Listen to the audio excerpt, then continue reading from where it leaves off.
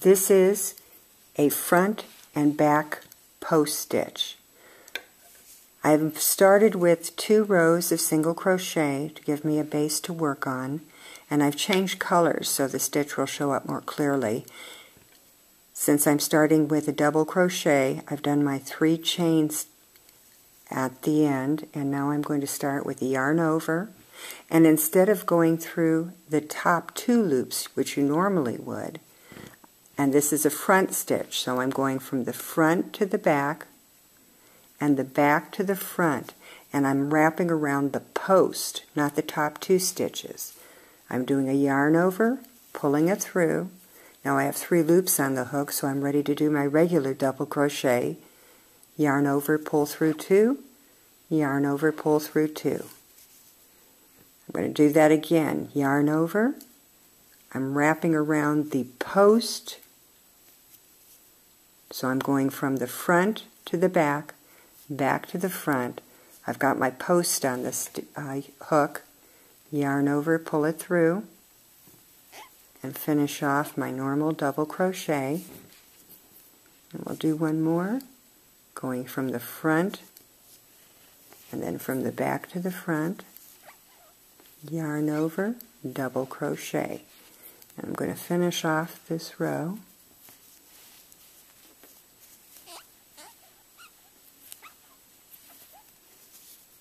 And I'm doing the last stitch again, a front stitch. So I'm working in the front, going to the back and wrapping it around from that area. I'm also going to do this last one here at the very edge. Now, since it's a double crochet, I'm going to chain 3 for the turning chain. However, I want you to look at the pattern. From this side, starting to make a little ridge, but when you turn it around, and you can especially see it in the color, you have the area where it wrapped around, so it's having a nice little band, and then you have the double chain stitch on top. So actually this could be a very pretty pattern if you just used alternate colors doing the front stitch. Now if I continue to work the front stitch, I'm going to put my hook on here, and we're just going to, I don't need to work this first one because that is the double crochet, the 3 chains on it. But I'm doing my yarn over, and I'm going from the front to the back, back to the front, and wrapping it around the post. And I'm making a normal double crochet, and we'll do one more, and you'll start to see that it's starting to create a series of ridges or columns. But on the back side you will have that chain horizontally starting to form.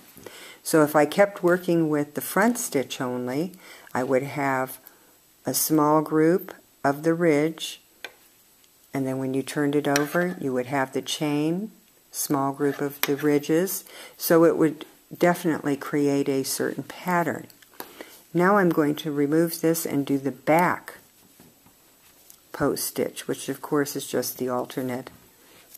I'm starting again with the 3 chains on my hook, but of course instead of going through the front, I'm going to come through the back. So I'm doing the yarn over, and I'm coming from the back now to the front and go through the front to the back.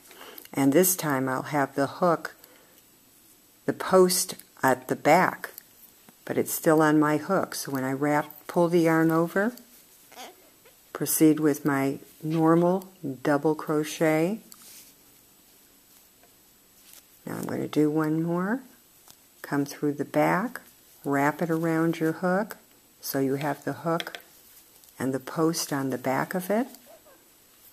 Yarn over, regular double crochet, and we'll do one more so we can start to see the pattern it's forming, which is just the alternate, I guess I should say the opposite of the other one, because now we've got the chains on the front and the ridges on the back. And you can alternate. I've got a back stitch there. I'm going to do a front post stitch here.